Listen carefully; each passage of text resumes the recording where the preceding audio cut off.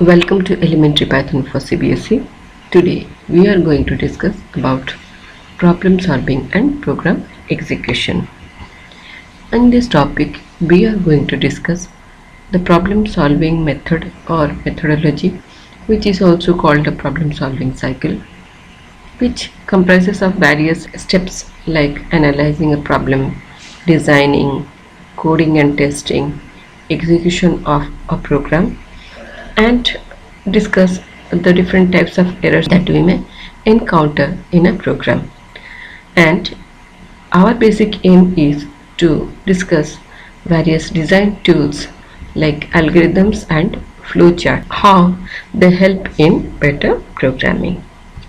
A program is a set of instructions written in any programming language, and a software is a set of programs. Basically, programs are written to automate the task or solve any particular problem, whereas a software is developed for automating any task of any individual or any organization. Now, to solve any problem, it is very much essential to follow a proper method or technique so that the requirements of that problem will be met. To write efficient program, it is required to understand the problem properly and to find an efficient solution for the problem. The set of activities that are carried out to solve any problem is known as problem solving methodology. Basically, it is essential to understand the problem properly, to analyze the problem and list all the requirements out of the problem, what we want to do, to think and devise the solution which needs to break the large or complex problem into sub problems, and to write the program and execute to test if it satisfies the requirements and rectify the errors. So, the problem solving methodology may broadly be divided into different stages or steps, that is analysis, design, coding and testing, and then implementation and make necessary modifications, that is called implementation and maintenance. So what is problem analysis? As we have already discussed that it is very much essential to understand the problem, to analyze what the system is going to do or what is to be done. Analysis is the study of a system and its parts in order to identify its objective. It's a problem-solving technique which ensures that all the components of the system work efficiently to accomplish their purpose. It is important to understand the problem properly and define the requirements of the system. Otherwise, it may not be able to do what it is required to do. Once we have analyzed the problem, once we have understood the problem properly, we have found out the objectives of the problem, what we want to do in the problem, what is required out of the problem, then we should note this in the form of a document, or that should be compiled in the form of a document which is known as a software requirement specification document that specifies various functional requirements of the system.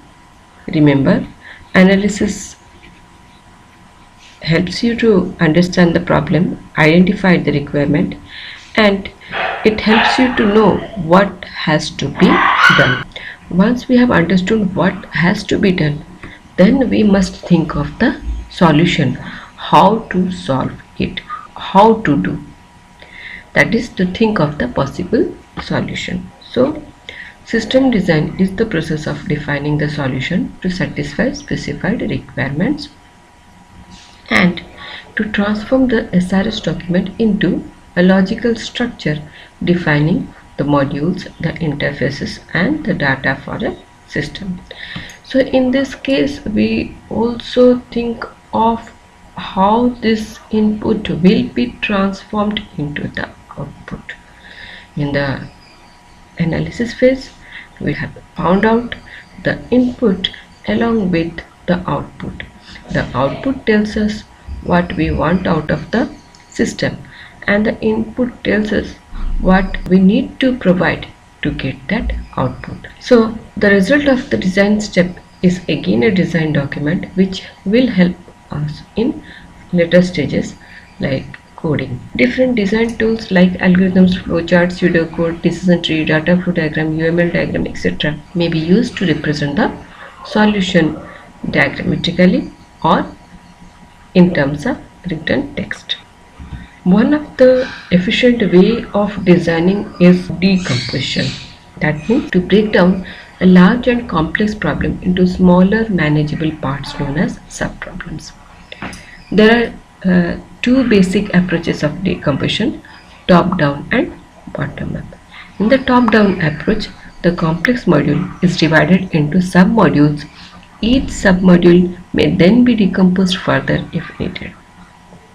Whereas in the bottom up approach, this begins with the elementary modules, the smallest modules, which are then combined and integrated in different levels to form larger modules and finally arrive at the main module. There are many benefits of decomposition, and decomposition helps in modularizing a problem. To divide it into smaller modules, which simplifies the process of solving a problem, and this modularization in terms helps in making coding and debugging easier. Once we have found out how to do the logical solution of the problem, then we may use any programming language to transform the solution to program. This is known as coding. Once we have written the program, we will provide different set of inputs, different set of test cases to check the system against the requirements. When the system is ready, it is implemented, that is put into use. Changes may occur during its use, so that changes may be done into the system, and that forms its maintenance. So let us now discuss some commonly used design tools. As we know, they help in making the coding easier. So algorithm, it's a logical sequence of steps to solve any problem. Flowchart is the pictorial representation of step-by-step solution of a problem. A decision tree may be used for representing diagrammatically multiple decision or multiple selection or multiple condition. Pseudocode is an informal way of writing the steps of a program without any use of particular programming language. It may look like a code, but it doesn't use the syntax of any particular programming language. As we know, algorithm is a logical sequence of steps to solve a problem. Let us see how we can represent the algorithm to find sum and average of three numbers. So the first step is we have to take three numbers, let the numbers be a, b, c, then we need to find out the sum. So let sum be a plus b plus c, then we need to find out the average by dividing sum by 3. So we have average equal to sum by 3, and then we need to display the value of the sum and average. So this way we may represent them with line numbers. These are the sequence of steps. They need to be carried out in the order in which they are specified. So we may number them as 1, 2, 3, 4, 5. So this is an algorithm which involves a sequence of steps. Let us see another example. Suppose we want to find out bigger of two numbers. This involves a decision whether a is greater than b or b is greater than a. So we have to start with the values of two numbers. We have to input the values of two numbers, say a and b. Then we compare a with b. If a is greater than b, then we need to print that a is greater, and then we need to stop the program. Similarly, if this is not true, then we need to check if b is greater than a. So if this is so, then it will go to step 6 where we are printing that b is greater, and it will eventually come to step 7 where we end the program. And if this condition also does not satisfy, that means neither A is greater than B nor B is greater than A. So both of them are equal. So we print that A and B are equal, and then we go to the last step where we are terminating the program. This may also be represented like this. If A is greater than B, then we directly print it. Or similarly, if B is greater than A, then we may directly print it. Otherwise, it will print A and B are equal. So an algorithm does not follow any particular syntax or rule. This simply indicates the set of steps that may be executed in the order in which they are specified. Algorithm may vary from person to person. Let us see another example where we want to display the numbers from 1 to 10. So we will initialize any variable with 1, which we gradually increase by adding 1. We start printing the value of n. So initially it is 1. Then we increment it by 1, so it now becomes 2. Then we check against a condition whether it is less than 10 or not. If it is less than 10, then we will continuously repeat the steps 2 and 3. That means we will print the number and again increase it by 1. So this will go on repeating till the value of n is less than 10. Now when n is 9, it will increase the value of n by 1, that is now n becomes 10, so it will not repeat and it will come to an end. This way we are repeatedly executing the steps 2 and 3, so this indicates repetition or looping. Let us now discuss about another design tool, flowchart. It is a pictorial representation of the step-by-step solution of any problem. This is a very efficient design tool which helps in writing code easily. Different symbols used in a flowchart are: an ellipse is used to indicate the start and stop. Parallelogram is used for input-output. Processing is represented by a rectangle. Decision making is represented by diamond. Flow is represented by an arrow. And a connector may be used if flowchart needs to be carried out to another page. Here are some examples of flowchart. First of all, we will see sequence of steps. That means steps, they are executed one after another in an order. For example, suppose we want to find out the sum and average of 3 numbers.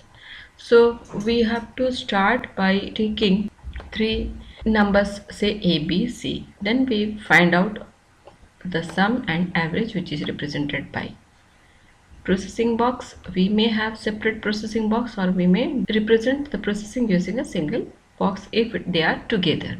Once we have calculated the sum and average, then we print it. This is represented using a parallelogram, and we stop once we have printed. Similarly, suppose we want to interchange two values. So we start and take input of 2 numbers, say A and B.